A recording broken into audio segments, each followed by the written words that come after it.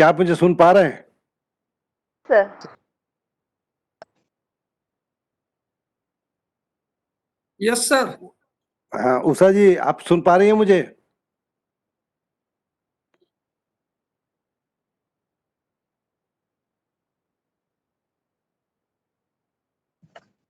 Hello hello.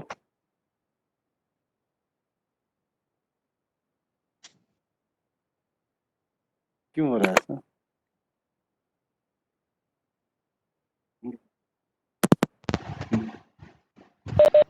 Sir, we are able to listen you. Hello, आप लोग मुझे सुन पा रहे हैं क्या? Yes sir, सर, आ रही है सर आवाज आपकी। ऑडियो प्रॉब्लम आवाज आ रही है। Okay.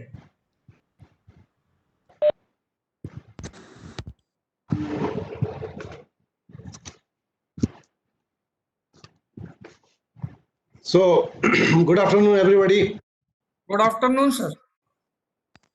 आज का जो क्लास है ये मेरे सीनियर मिस्टर चरणजीत खत्री साहब लेने वाले थे। अनफॉर्चुनेटली शायद उनका स्वास्थ्य खराब है और मुझसे आग्रह किया गया कि मैं आपको कम से कम बिजी रखूं 45 मिनट।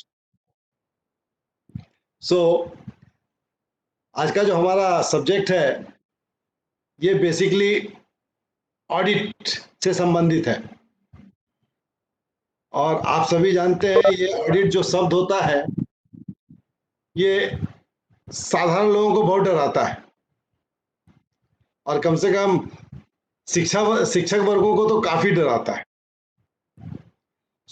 आज हम लोग ऑडिट को समझने का प्रयास करेंगे कि ये बेसिकली ऑडिट होता क्या है। तो मैं आपको एक छोटा सा उदाहरण देना चाहता हूं। सपोज कीजिए आपने अपने घर में कोई नियम बनाया है कि सुबह उठ के हमें फ्रेश होना है, फ्रेश होने के बाद ही नाश्ता करना है या नहाने के बाद नाश्ता करना है। लेकिन यदि हम उससे डेविएट करते हैं तो ऑडिट का काम इसी डेविएशन को पकड़ना है। तो ऑडिट से पहले आप समझ लीजिए कि ऑडिट अपने लिए कोई नया चीज आपको नहीं बताता है। ऑडिट वाले सबसे पहले दो चीजें आपके लिए देखेंगे। पहला, आपका विभाग का मैनुअल क्या कहता है और दूसरा, राज्य शासन के नियम क्या कहते हैं जो आपके लिए एप्लीकेबल है।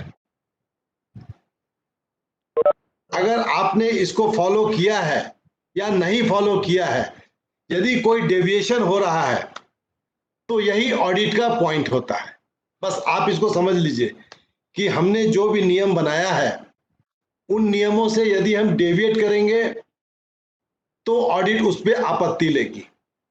उस जगह वो आपको समझाइश देगी कि आपको इसको फॉलो करना चाहिए और कुछ जगह उसे यदि लगेगा कि नहीं आपका ये डेविएशन गंभीर किस्म का है तो फिर वो उसको आपत्ति में कन्वर्ट करेगी।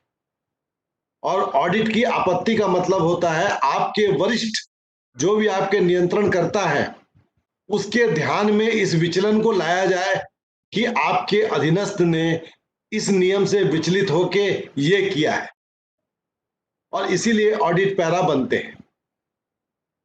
क्लियर है? हेलो, मेरी आवाज आ रही है? आ रही है। चलिए, अब आप लोगों ने ऑडिट के बहुत सारे रूप सुने होंगे। मैं आपसे कुछ रूपों की चर्चा करता हूं। एजी को तो आप सभी जानते हैं कि अकाउंटेंट जनरल के यहां से एक ऑडिट टीम आती है, आपके यहां आती है। और कुछ आपका इंटरनल ऑडिट भी होता है जो आपके विभागीय अधिकारी करते हैं। तो इंटरनल ऑडिट जो आपका विभाग करता है उसका मेन काम होता है हेल्पिंग ऑडिट करना, यानी वो आपकी सहायता करता है।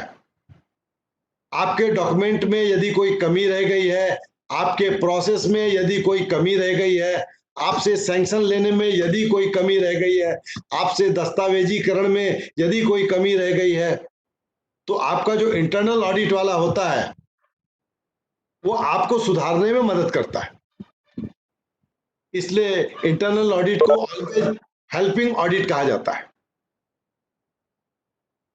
इसके बाद जब इंटरनल ऑडिट आपका काम खत्म करता है तो एक्सटर्नल ऑडिट के रूप में आपके पास आता है अकाउंटेंट जनरल की टीम या डायरेक्टर ट्रेजरी की टीम। अब ये क्या करते हैं, बेसिकली आपके सारे डॉक्यूमेंट्स को रिव्यू करते हैं और उसमें उन चीजों को ज्यादातर देखते हैं जो आपके इंटरनल ऑडिट ने आपको सजेस्ट किया है कि ये आपको ठीक करना चाहिए, और यदि आप इसको ठीक करने में असफल रहे हैं तो इसी को ऑडिट वाला अपना ऑडिट पॉइंट में लेता है और यही ऑडिट आपको डराता है फिर। इसलिए ऑडिट से डरने की सबसे पहले जरूरत नहीं है। सबसे पहले ऑडिट के कंसेप्ट को समझिए। ऑडिट का यह मानना है कि आपके लिए जो सेट ऑफ रूल्स बने हुए हैं, आपका जो भी एसओपी है, शेड्यूल ऑफ प्रोसीजर्स है, उसको आपने फॉलो किया है या नहीं। बस ऑडिट का काम सिर्फ इसकी जांच करना होता है। यदि आपने इसमें किसी भी तरह का कोई डेविएशन किया है तो ऑडिट वाला इस पॉइंट को रेज करेगा पहले आपके सामने। इसीलिए आप देखिएगा जब कोई ऑडिट का टीम आता है तो सबसे पहले आपको एक मेमो देता है। उस मेमो का जवाब कहता है मुझे 24 घंटे में दे दीजिए। यदि आप मेमो का जवाब दे देते हैं और उसके बाद भी उनको लगता है कि आपने सही जवाब नहीं दिया है तो आपको एचआर जारी करता है, हैंड रिसीट, माने अब वो उसकी पावती लेगा ताकि आपके वरिष्ठ को बता सके कि उसने आपके संज्ञान में इस चीज को लाया है। और जब आप हैंड रिसीट का जवाब देते हैं, यदि उससे संतुष्ट हो जाता है तो उसमें वो ड्रॉप्ड लिख देता है। लेकिन यदि वो उससे संतुष्ट नहीं होगा तो फिर वो उसको आपके लिए राइज करता है, आपको एक बार फिर मौका देता है कि आप अपना जवाब सही ढंग से दें। उसके बाद वो जब आपसे विदा होने लगता है तो वो उसको कहता है एग्जिट नेट, यानी आपसे विदा होने से पहले वो एक बार आपके ध्यान में फिर लाता है कि मैंने ये बिंदु आपके साथ उठाया था, आपने इसका प्रॉपर उत्तर नहीं दिया है। आप उत्तर नहीं देंगे तो मैं आपके वरिष्ठ नियंत्रण अधिकारी के ध्यान में इस चीज को लाऊंगा। और इसके बाद जो फैक्चुअल स्टेटमेंट होता है वो जारी होता है। जब फैक्चुअल स्टेटमेंट पे आपका जवाब जाता है तो उस पे फिर वो आपके वरिष्ठ अधिकारी की टिप मांगते हैं, और जब आपका वरिष्ठ अधिकारी उस पे अपनी टिप देता है तब फिर उसके आधार पे वो देखते हैं कि ये मान्य योग्य है या नहीं। यदि यह मान्य योग्य नहीं है तो फिर ये आपका ड्राफ्ट पैरा में कन्वर्ट हो जाता है, और फिर ड्राफ्ट पैरा में प्रशासकीय विभाग को जवाब देना पड़ता है। और जब ड्राफ्ट पैरा का जवाब प्रशासकीय विभाग नहीं दे पाता है तो फिर ये सीएजी के ऑडिट में चला जाता है, और सीएजी के ऑडिट में जाने पर आपके मंत्री को विधानसभा में इसका जवाब देना पड़ता है, जिसको आप कहते हैं पीएसी, पब्लिक अकाउंट कमेटी। और पब्लिक अकाउंट कमेटी जो होती है वो ऑडिट की सर्वोच्च संस्था है। कोई कुछ पूछना चाह रहे थे?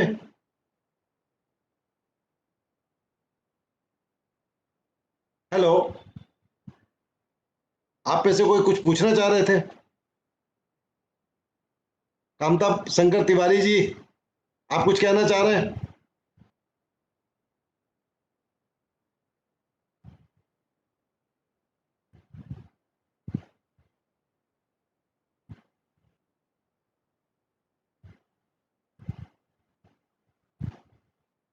Hello Sir, please continue your class, sir. Okay, thank you. तो इस तरह से एक्सटर्नल ऑडिट के सारे स्टेप्स होते हैं। पहले मैंने आपको इंटरनल ऑडिट के स्टेप्स बताए, तो अब मैं आपको एक मोटा मोटी मैंने आपको इंटरनल और एक्सटर्नल ऑडिट का एक परिचय दे दिया। अब मैं आपको बताना चाहता हूं कि ये ऑडिट आपकी शुरुआत कहां से करते हैं। पहले इंटरनल ऑडिट वाले आते हैं। इंटरनल ऑडिट वाला जब आपके पास आएगा तो सबसे पहले वो आपका स्थापना चेक करेगा, और स्थापना में वो सबसे पहला चीज देखेगा कि आपका ऑफिस का सैंक्शनिंग किस दिनांक को जारी हुआ, आपको कार्यालय प्रमुख कब घोषित किया गया, आपको डीडीओ पावर कब दिए गए, आपके पास स्वीकृत स्टाफ कितने हैं, आपके पास टेम्पोररी स्टाफ कितने हैं। इसके बाद वो चेक करता है कि आपने सभी की सर्विस बुक ठीक से मेंटेन की है या नहीं, सर्विस बुक में आपने नॉमिनेशन फाइल किया है या नहीं, सर्विस बुक का आप हर साल पे बिल के आधार पर वेरिफिकेशन कर रहे हैं या नहीं। इसके बाद हर साल जनवरी या जुलाई में इंक्रीमेंट लग रहा है या नहीं। यदि इंक्रीमेंट लग रहा है तो इंक्रीमेंट लगाने से पहले कार्यालय प्रमुख लगातार 180 दिन उसके वैलिड कार्यकाल को चेक कर रहा है या नहीं। यदि कोई व्यक्ति सस्पेंड हुआ हो या डिपार्टमेंटल इंक्वायरी हो तो उसका उसके डीएनआई पे, डेट ऑफ नेक्स्ट इंक्रीमेंट पे क्या प्रभाव पड़ रहा है, इन सारी चीजों को वो देखेगा। फिर वो आपके सर्विस बुक से चेक करेगा कि आपने प्रॉपर नॉमिनेशन फाइल किया है कि नहीं। देखिए, यहां प्रॉपर नॉमिनेशन फाइल करने का मेरा अर्थ है कि हम और आप जब ज्यादातर सर्विस में लोग आते हैं तो हम कुंवारे होते हैं, तो नेचुरली हमारा जो नामांकन होता है वो हमारे माता पिता के नाम पे होता है। इसके बाद हमारे जीवन में घटना दुर्घटना घटती है और फिर हम अपना नॉमिनेशन चेंज करते हैं। माता पिता हट जाते हैं, पति के लिए पत्नी और पत्नी के लिए पति आ जाता है। यहां तक तो आपका नामांकन बिल्कुल प्रॉपर है। लेकिन इसके बाद कुछ समय के बाद बहुत सारे लोग की एक शिकायत होती है कि मैं अपना नॉमिनेशन बदलना चाहता हूं। तो मैं आपको इसमें बड़ा स्पष्ट बता दूं कि मूलभूत नियम में परिवार की परिभाषा दी हुई है। पति के लिए पहला नामांकन पत्नी और पत्नी के लिए पहला नामांकन पति ही रहेगा किसी भी परिस्थिति में, जब तक कि आपका तलाक ना हो जाए, जब तक कि सामने वाला पागल ना हो जाए या उसकी मृत्यु ना हो जाए। अगर ये तीनों केस नहीं है तो पति के लिए पत्नी और पत्नी के लिए पति ही नामांकन में रहेंगे। उसके बाद आता है अवयस्क पुत्र, अविवाहित पुत्री। यदि ये दोनों भी नहीं है, पत्नी या पति भी नहीं है, तो ही फिर रक्त संबंध में वृद्ध माता पिता या औरने का नाम आता है। और इसके बाद कोई भी नॉमिनेशन आप कलेक्टर के सर्टिफिकेट के बगैर नहीं कर सकते हैं। इसको याद रखिएगा कि सक्सेशन सर्टिफिकेट, पेंशन और जितने भी मामले हैं उसके मामले में ओनली कलेक्टर ही होता है। इसलिए यदि कोई आदमी प्रॉपर नॉमिनेशन से हट के अपना कोई नॉमिनेशन करवाना चाह रहा है तो आप ध्यान रखिएगा कि वो नॉमिनेशन तब तक वैलिड नहीं होगा जब तक कि वो सक्सेशन सर्टिफिकेट कलेक्टर से ला के ना दे। ठीक है। इसके बाद आपको ये देखना है कि आपके यहाँ काम करने वाले किसी ने किसी तरह का कोई एडवांस तो नहीं लिया है, चाहे वो त्योहार अग्रिम हो, चाहे वो फेस्टिवल अग्रिम हो, चाहे वो स्कूटर एडवांस हो, सोलर एडवांस हो, कंप्यूटर एडवांस हो, कोई भी एडवांस हो।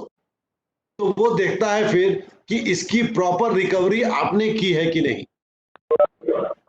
और लास्ट में आपसे ये देखा जाता है कि रिकवरी के अंत में अगर वो 100 ब्याज है तो आपने ब्याज की कटौती की है या नहीं। तो अभी जो मैं आपसे बातें कर रहा हूं ये सारी बातें स्थापना के ऑडिट की है। अब इसके बाद स्थापना के ऑडिट में अगला पॉइंट क्या आता है। हम और आप सभी जानते हैं कि 31 दिसंबर की स्थिति में हमको और आपको अचल संपत्ति का विवरण देना पड़ता है। तो अचल संपत्ति का विवरण आपने वर्ष के अंत में दिया है या नहीं, इस चीज को ऑडिट वाला जरूर देखता है, क्योंकि इसका संबंध आपके एनुअल कॉन्फिडेंशियल रिपोर्ट से भी होता है।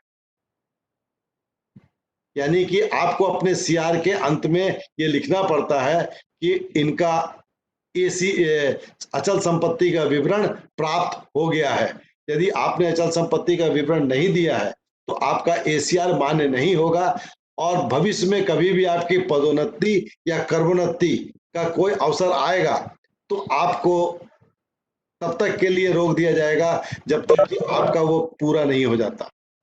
तो ऑडिट जब आती है तो स्थापना में इस चीज को भी देखती है। अब मैं आपको एक सावधानी बता दूं कि जब अचल संपत्ति का विवरण आपका देखा जाता है तो उसमें लगातार 2 साल के अचल संपत्ति के विवरण में वरिष्ठ लोग 2 चीजें देखते हैं।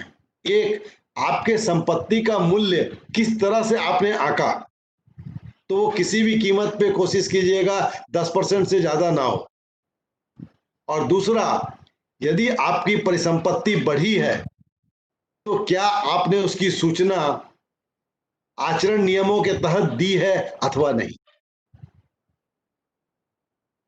याद रहेगा आप लोग को कि इन 2 चीजों को आपको बिल्कुल ध्यान रखना है कि 2 लगातार अचल संपत्ति के विवरण में यदि कोई अनायास उछाल आता है या किसी तरह की वृद्धि होती है तो दोनों का कारण आपके पास सुस्पष्ट होना चाहिए। तो हर कार्यालय प्रमुख सबसे पहले इस चीज को देखेगा कि वो अचल संपत्ति का विवरण प्राप्त कर रहा है या नहीं, क्योंकि ये ऑडिट की आपत्ति में आएगा। चलिए इसके बाद हम आगे चलते हैं। आपसे एक और अपेक्षा होती है कि आप अपने जो भी आपके साथ अधीनस्थ हैं उसने अपने परिवार की सूचना आपको दी है या नहीं। इसको आपको बिल्कुल उसके सर्विस बुक के साथ चस्पा करके रखना चाहिए, क्योंकि परिवार की घोषणा भी एक अनिवार्य स्थापना का अंग है। हम देखते हैं कि अक्सर आप लोग ज्यादातर लोग भूल जाते हैं। इसके लिए अभी आपने देखा होगा कि राज्य शासन ने एक वो बनाया है, जो ट्रेजरी वालों ने आपसे सारा का सारा आपका विवरण लिया होगा कार्मिक संपदा के नाम पे। कार्मिक संपदा, उसका लक्ष्य ही यही था कि जो लोग आप चूक रहे हैं उसको अब हम लोग आपको फोर्सफुली ले लें। इसलिए आपने देखा होगा उसमें आपके जीपीएफ का भी नॉमिनेशन होगा, आपके जीआईएस का नॉमिनेशन भी होगा, आपके पेंशन का नॉमिनेशन भी होगा, है। तो इसका मतलब है कि ये सारे नॉमिनेशंस आपको करने हैं और अपने अधीनस्थों से कराने हैं। ये ऑडिट का एक पॉइंट होता है। तो स्थापना में मोटा मोटी ऑडिट वाले इतनी चीजें आपकी जरूर देखेंगे। इसके बाद हम चलते हैं आपके बजट के साइड पे।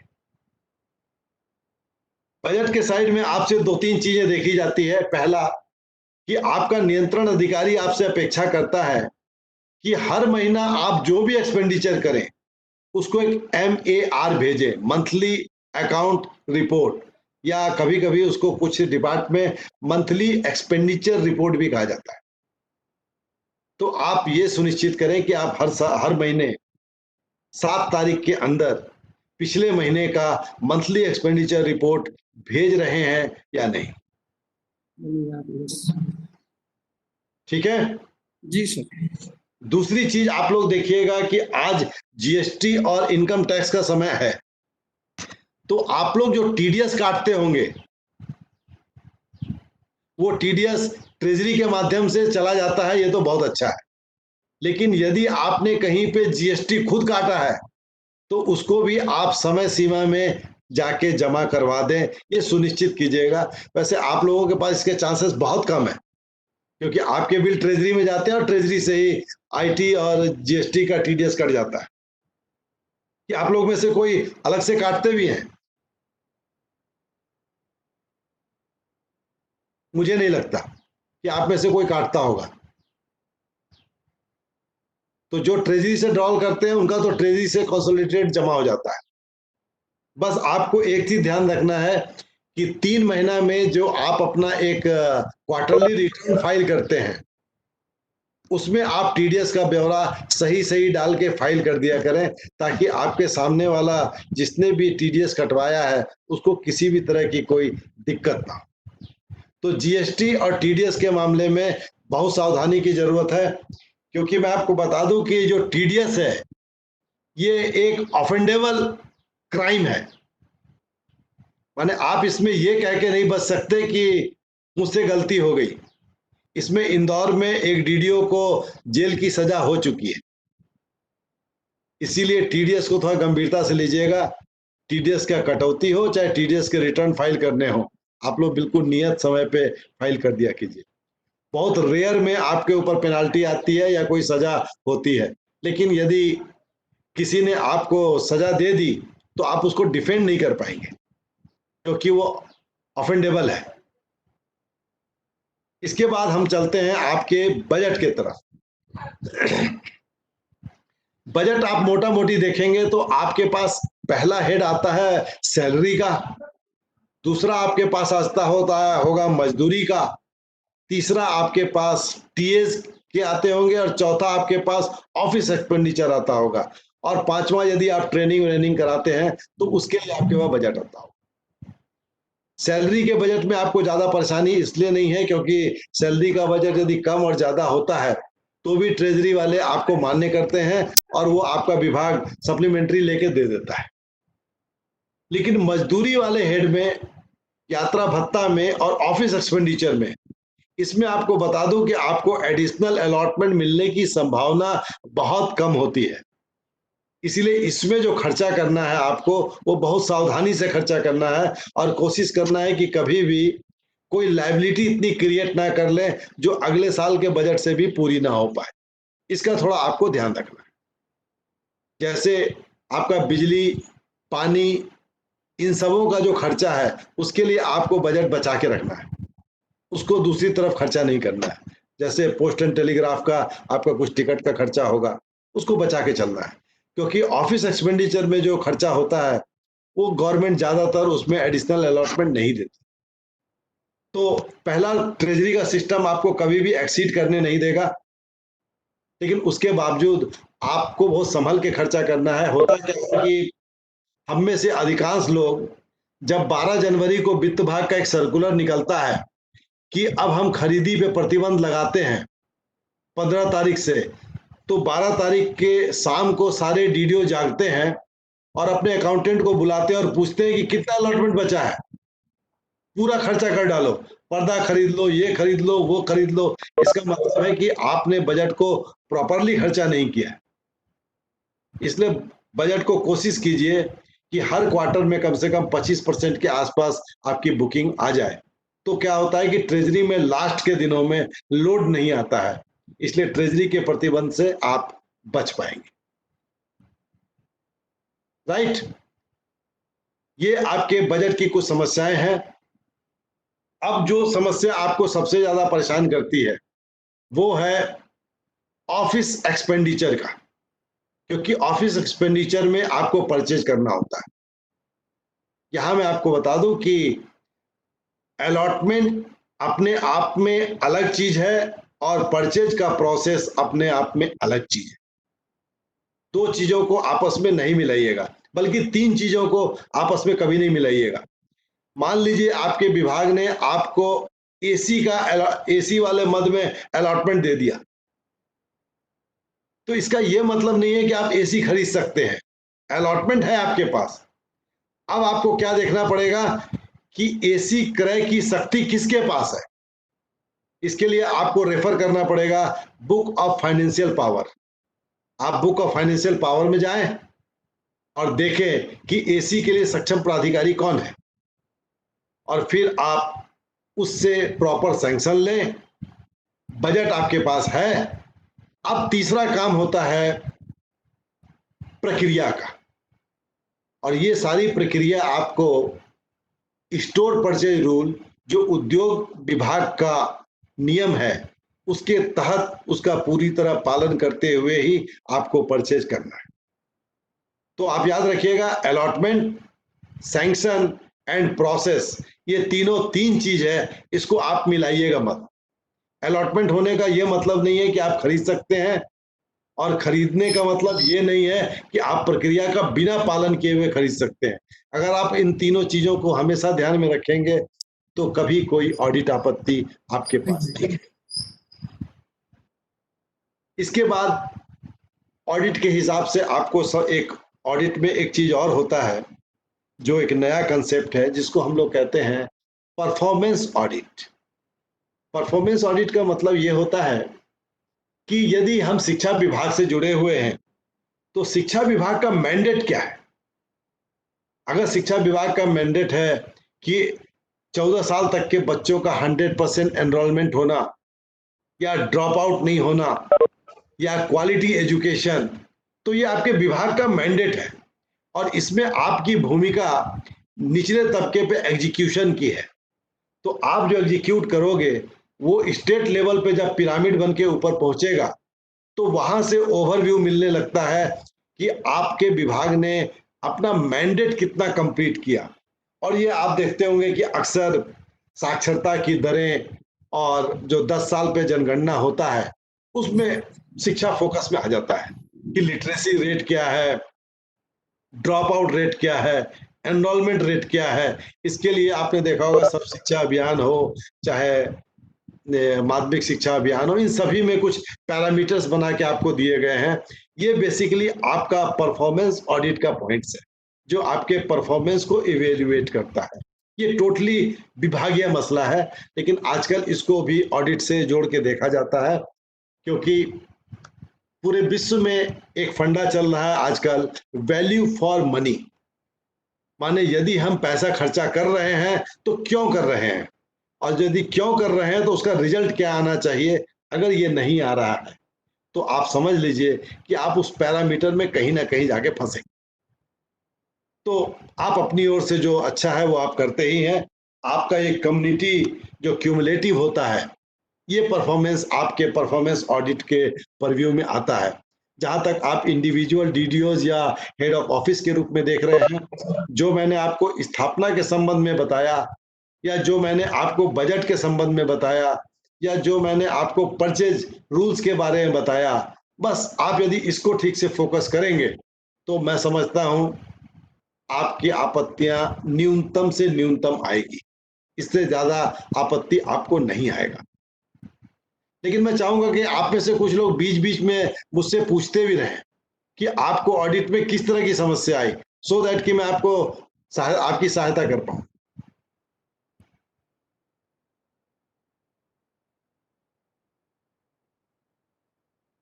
कोई पूछना चाहेंगे?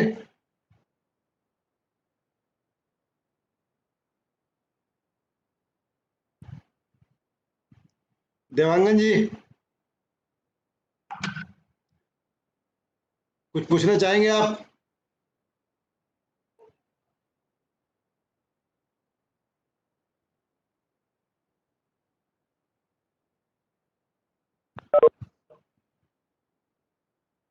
विमल दुबे जी,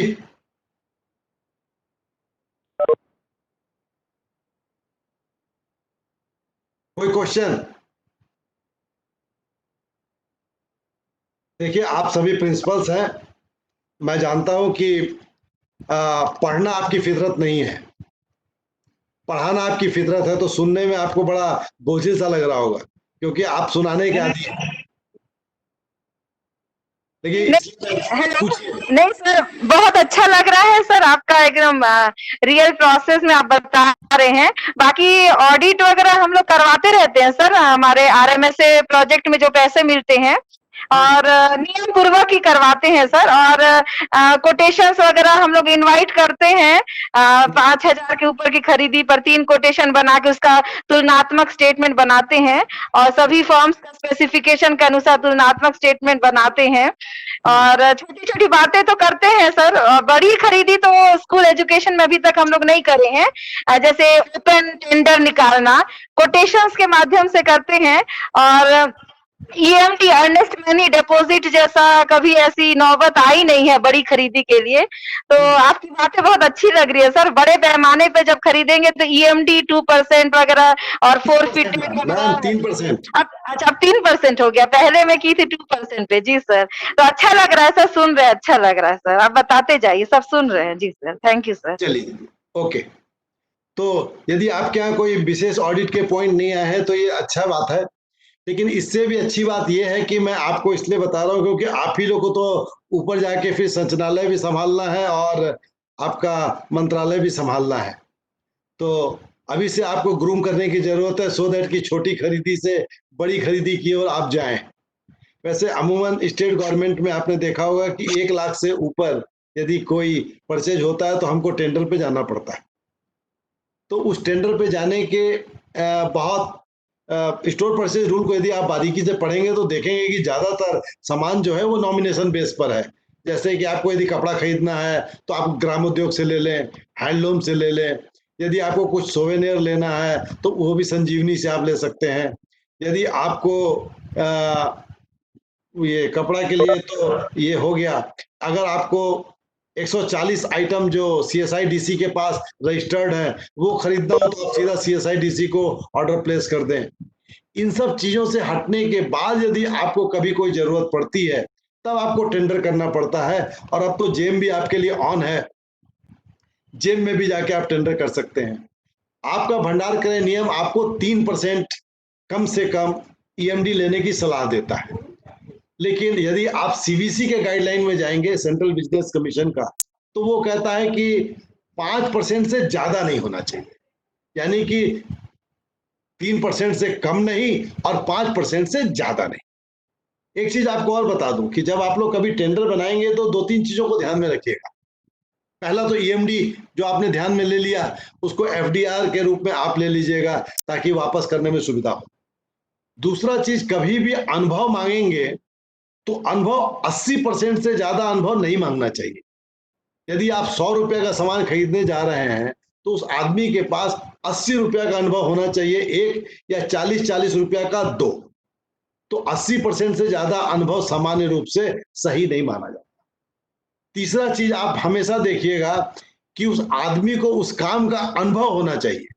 जैसे आजकल कुछ लोग क्या कहते हैं कि वर्क ऑर्डर दिखाते हैं, वर्क ऑर्डर नहीं, कंप्लीशन सर्टिफिकेट मांगा कीजिएगा। और अब आप देखिएगा कि आप तो सरकार ने ये कर दिया है कि GST में रजिस्ट्रेशन होना अनिवार्य है, तो आप लोग GST का भी एक प्रमाण पत्र मांगा कीजिएगा ताकि उस पता चल जाए कि वो आपके यहाँ पंजीकृत है कि नहीं। ये बड़ी खरीदियों में ज्यादा लागू होगा, छोटी खरीदियों में तो आपको 20 लाख से कम में छूट है, फिर भी आप उससे जो गुमास्ता लाइसेंस होता है उसकी कॉपी मांग सकते हैं। तो ये छोटी मोटी चीज है जो आपको बिल्कुल ध्यान में रखना चाहिए। और कभी भी कोशिश कीजिए उसी वेंडर को एंटरटेन करने का जिसका बैंक अकाउंट उसी के नाम से हो। ये कुछ सावधानियां हैं जो हम लोग ध्यान नहीं देते हैं। अगर छोटी छोटी चीजों को आप अपने टेंडर में या कोटेशन में शामिल करते जाएंगे तो आप कुछ दिन बाद देखेंगे कि आपने बहुत सुंदर एक डॉक्यूमेंट बना लिया है और फिर उस डॉक्यूमेंट के आधार पे आपके बाद जो अधिकारी आएगा उसको बहुत सहूलियत होने वाली है। तो इस तरह आपका काम है फ्लैग होस्टिंग करने का। आप आगे आगे बढ़िए, पीछे पीछे आपके भाई आ रहे हैं, उसको फॉलो करेंगे और समृद्ध करते हुए चलेंगे। तो आजकल GST देखना बहुत जरूरी हो गया है, बैंक अकाउंट देखना बहुत जरूरी हो गया है, पैन देखना बहुत जरूरी हो गया है और अनुभव को आप ऑलवेज कंप्लीशन सर्टिफिकेट के रूप में देखा करेंगे तो मेरे ख्याल से आपसे ज्यादा गलतियां नहीं होगी। इसके बाद अब हम लोग ऑडिट में चलते हैं कि ऑडिट का एक काम और होता है कि जो पिछले आपके ऑडिट का जो पैरा पेंडिंग है उसके लिए वो आपसे कंप्लायंस जरूर मांगते हैं। तो उसको आप हमेशा देख लिया कीजिए कि आपका पिछला जो ऑडिट का पैरा है उसका आपने कंप्लायंस किया है कि नहीं। अगर कंप्लायंस हो गया है तो जो अगला टीम आता है उससे डिस्कस करके उसको ड्रॉप करवाइए ताकि आपका पैरा जो है पतला से पतला होता जाए। आपके यहाँ एजुकेशन में एक और समस्या आती है, आप लोग PD अकाउंट भी मेंटेन करते हैं ना, तो PD अकाउंट्स को याद रखिएगा कि PD अकाउंट्स को आपको रिकंसिलेशन हर साल कराना चाहिए अप्रैल में, क्योंकि 3 साल के बाद कोई भी रेवेन्यू डिपॉजिट लैप्स हो जाता है। इसका ध्यान रखेंगे तो आपको ट्रेजरी के साथ 106 नंबर पे आप लोग डील करते हैं 8443 पे, तो PD अकाउंट का खाता जो है उसको रिकंसाइल हमेशा करते रहेंगे तो आपके लिए हमेशा अच्छा रहेगा। और उसमें आपको ये मालूम होता रहता है कि आपके PD अकाउंट्स में कितना पैसा बचा हुआ है। अब अभी मुझे नहीं पता कि कितने लोग इसको मेंटेन कर रहे हैं, लेकिन अगर आपके PD अकाउंट मेंटेन है उसको कुछ लोग ईडी पीडी भी बोलते हैं, एजुकेशन का पर्सनल डिपॉजिट, तो उसको आप जरूर रिकंसाइल कराइए। अप्रैल के महीना में रिकंसाइल अमूमन करा लेना चाहिए, और अगर रिकंसिलेशन सर्टिफिकेट ट्रेजरी से मिल जाता है तो आपके लिए अच्छा हो जाता है कि आपका खाता भाई सही चल रहा है। इसके बाद आप में से कोई मुझसे कुछ और ऑडिट में क्वेश्चन पूछना चाहेगा? इसके अलावा कुछ और ऑडिट भी होता है। देखिए, एक चीज हमेशा याद रखिएगा कि आपका इंटरनल ऑडिट वाला जब आएगा टीम, तो वो आपका 100% ऑडिट करेगा, लेकिन जब एजी की टीम आएगी तो वो आपका सैंपल ऑडिट करेगी। सैंपल ऑडिट का तरीका क्या होता है कि वो सबसे पहले ट्रेजरी जाते हैं, वहां से आपके कार्यालय से संबंधित वाउचर्स निकालते हैं, और फिर उसमें से कुछ वाउचर्स को छांटते हैं जिसपे उनको डाउट होता है, और फिर आपके यहाँ आके उसी का वो ऑडिट करते हैं। ठीक है, तो एजी का ऑडिट जो होता है वो नमूना अंकेक्षण बोलते हैं उसको, सैंपल ऑडिट होता है, और जो आपका विभाग वाला करेगा वो आपका इंटरनल ऑडिट होता है, वो 100% वाउचर का ऑडिट होता है। इसलिए अगर आपने 100% वाउचर का ऑडिट करा लिया तो नमूना वाउचर का ऑडिट कराने में आपको दुविधा कम से कम हो। ठीक है, तो इस तरह इंटरनल ऑडिट और एक्सटर्नल ऑडिट दोनों शुरू होता है आपको मेमोरेंडम से, फिर वो हैंड रिसीट में आता है, फिर वो फैक्चुअल स्टेटमेंट में आता है, फिर वो ड्राफ्ट पैरा में जाता है, और फिर वो सीएजी के पैरा में जाता है, और इसके बाद पब्लिक अकाउंट कमेटी में वो लास्ट में फाइनल होता है। इतने चरण होते हैं ऑडिट के, जिसमें आप कहीं भी इसको ड्रॉप कराने में यदि सक्षम है तो ड्रॉप करा लीजिए, इससे आपका काम चल जाएगा।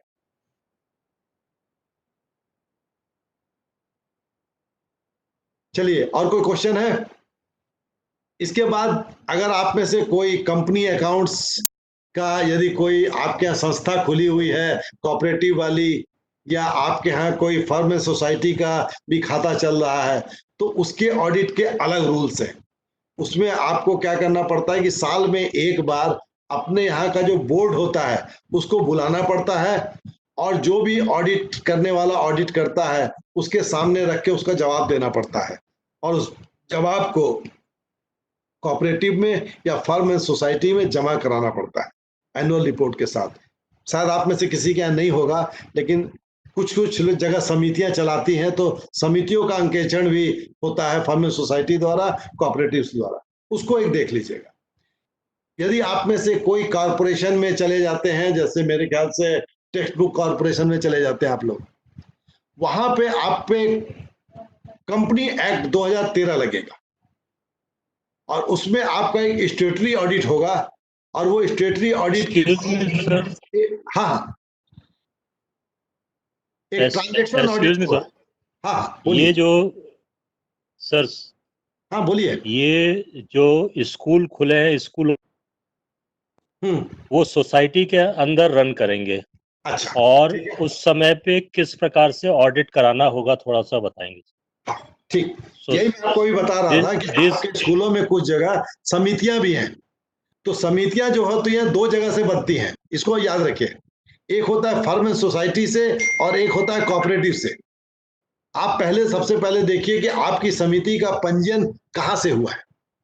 अगर आपके समिति का पंजीयन कोऑपरेटिव से हुआ है तो वो कोऑपरेटिव रूल से चलेगा, यदि फर्म एंड सोसाइटी से हुआ है तो फर्म एंड सोसाइटी से चलेगा। लेकिन दोनों ही केस में आप याद रखिएगा कि आपको साल भर का एक वैधानिक अंकेक्षण कराना ही होगा।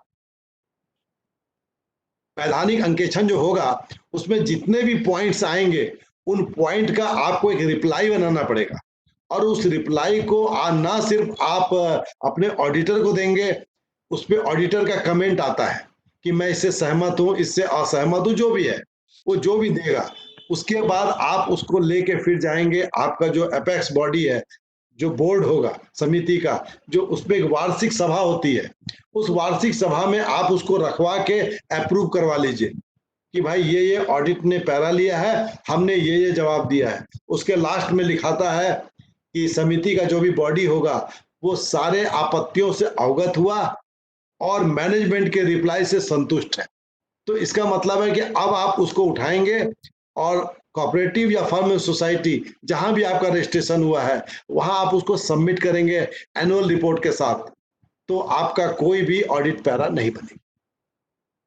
अगर मान लीजिए 2-3 साल आपने इसमें चूक की तो वहां से फिर आपको नोटिस आएगा, आपकी समिति को भंग कर सकते हैं, फिर उसको रिवाइव तो ये एक्सक्यूज मी सर, हाँ एक्सक्यूज मी सर, ये फॉर्म एंड सोसाइटी द्वारा संचालित स्कूलों को ऑडिट कौन करेगा? ऑडिटर कौन ऑडिटर रहेगा? देखिए प्राइवेट बॉडी नहीं। और एनीबॉडी नॉमिनेटेड बाय गवर्नमेंट? हाँ देखिए क्या होता है कि लोकल फंड ऑडिट से लेके सीएजी ये सारे अपने ऑडिटर को एम्पैनल्ड करती है। तो आप एम्पैनल्ड ऑडिटर जो भी होते हैं भारत सरकार या राज्य सरकार के, उनसे अपने आप वैधानिक अंकेक्षण करवा सकते हैं। अगर आप कंपनी हैं और कंपनी में राज्य सरकार का पैसा आ रहा है तब तो सीएजी खुद ही अपॉइंट कर देती है कि ये आपके यहाँ जाके ऑडिट करेगा। लेकिन यदि आप फर्म एंड सोसाइटी में आते हैं तो आप किसी भी ऐसे एम्पैनल्ड जो सीए हैं उनसे अपना ऑडिट करवा सकते हैं। इसके अधिकार आप देखिएगा उसमें दिए हुए। ओके सर, ठीक है, और कोशिश कीजिएगा कि ऑडिट के बाद ऑडिट रिपोर्ट और मैनेजमेंट का रिप्लाई, इन दोनों को आप अपने एनुअल रिपोर्ट के साथ फर्म एंड सोसाइटी को सबमिट कर दीजिएगा। वहां एनुअल आपको वार्षिक वो देना पड़ता है रिपोर्ट, उसको आप यदि देते रहेंगे तो आपकी समिति पे नहीं आता है। कभी कभी फर्म एंड सोसाइटी वाले भी ऑडिट करते हैं और कोऑपरेटिव वाले भी ऑडिट करते हैं, वो क्रॉस ऑडिट करते हैं। जब भी आपने कोई चीज दिया है तो उसको कभी कभी आके वो जांचते हैं। जैसे सीएजी वाले सैंपल ऑडिट करते हैं वैसे वो भी सैंपल ऑडिट करते हैं। ठीक है, तो आप एक वैधानिक ऑडिट तो अपना कराए कीजिए सोसाइटी का, तो उससे आप हमेशा सेफ रहेंगे।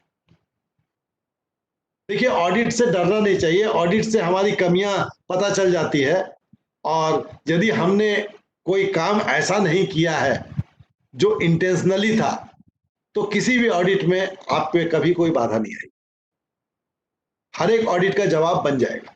लेकिन यदि आपने जानबूझकर कुछ ऐसा किया है जो आपको नहीं करना चाहिए तो ही आपको जवाब देने में तकलीफ हो। इस बात को यदि आप बिल्कुल याद रखेंगे। देखिए जिंदगी में दो चीज होती है, एक होता है अनजाने में हुआ गलती, उसको हम लोग लापरवाही बोलते हैं, और एक होता है जानबूझकर किया हुआ गलती, उसको हम लोग क्राइम बोलते हैं। तो आप किस कैटेगरी की गलती है वो आप खुद जानते होंगे और उसी हिसाब से आपको जवाब बना के देना है। अधिकांशतः लापरवाही से जो होता है उसमें ऑडिट वाले नोटेड फॉर फ्यूचर कर देते हैं कि भाई भविष्य के लिए आपको नोट करा दिया, भविष्य में आप इसको ठीक कर लीजिए। लेकिन यदि उनको लगता है आपने कोई इंटेंशनली गलती की है तो फिर वो उसको ऑडिट पैरा में ले जाते हैं। ठीक है, तो ज्यादा डरने का नहीं है। जैसे आपको हैंड रिसीट मिलता है ऑडिट में, आप कोशिश कीजिए उसका सही सही जवाब अच्छा से बना के देके उसको ड्रॉप कराइए, और यदि वहां ड्रॉप नहीं हुआ तो फैक्चुअल स्टेटमेंट से पहले उसको हर हालत में ड्रॉप करा लेना चाहिए। स्कूल शिक्षा में ऐसी कोई बड़ी आपत्तियां नहीं आती हैं, बस आप इसको देख लीजिए। आपके यहाँ एक आपत्ति जो आती है वो होता है जीपीएफ का। तो जीपीएफ में आप लोग हमेशा देखा कीजिए कि एजी का जो भी शेष शो होता है उस शेष को मान के चलिए, क्योंकि आपके यहाँ कभी कभी किताब के आधार पे सैंक्शन हुआ है जीपीएफ और उसमें हमेशा बहुत गड़बड़ी हो गई है, माइनस में आ गया है, तो उससे अपने आप को बचाइए। ये मेरा आप लोग के लिए एक विशेष मशविरा है, क्योंकि शिक्षा विभाग में ज्यादातर केस जीपीएफ के ही आए हैं, इसको आप लोग अवॉइड कर सकते हैं। सर यदि कोई प्रिंसिपल सोसाइटी में काम कर रहा है और उसको पार्ट फाइनल निकालना है तो वो प्रोसीजर क्या होगा, थोड़ा बताएंगे? देखिए एक चीज हमेशा याद रखिएगा कि जीपीएफ जो निकलता है वो ट्रेजरी से निकलता है।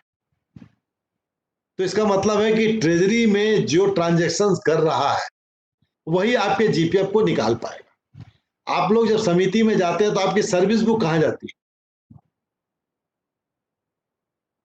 आपकी सर्विस नॉट टुडे, अभी तक डिसाइडेड नहीं है सर। अगर डिसाइडेड नहीं है तो कोई चिंता की बात नहीं, आपका नियंत्रण करता अधिकारी जो है वो आपको निकाल के देगा। जी।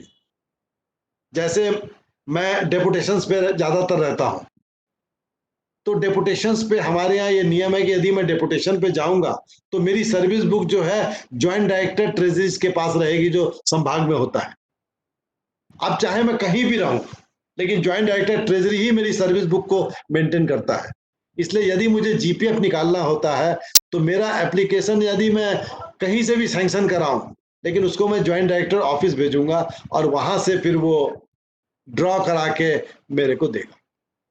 तो मैं भी एक तरह से 17 साल कॉर्पोरेशंस में रहा हूं, अथॉरिटी या कॉर्पोरेशंस में, तो मेरे सारे जीपीएफ का जो ड्रॉवल है वो ज्वाइंट डायरेक्टर ट्रेजरी द्वारा किया गया है, यानी कि controlling officer can do that. 2 minute है हमारे पास, इसके बाद आप लोग 5 मिनट का ब्रेक लेने वाले हैं।